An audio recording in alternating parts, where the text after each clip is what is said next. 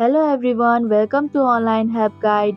Today in this video, I'm going to show you how to reshare story you're tagged in on Instagram.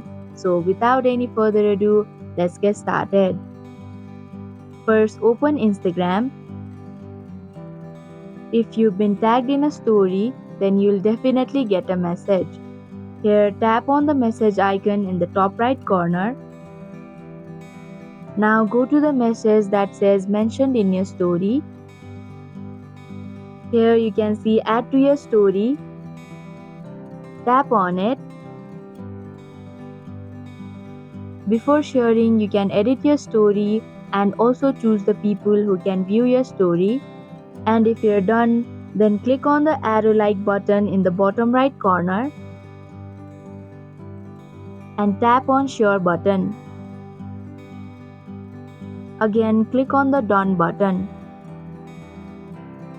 And that is how you can reshare story you're tagged in on Instagram. Thank you for watching Online Help Guide. Hope this video was helpful. If it was, then hit the like button and comment down if you have any questions or feedback. Also, if you are new to our channel, subscribe and hit the bell icon so that you don't miss our upcoming videos.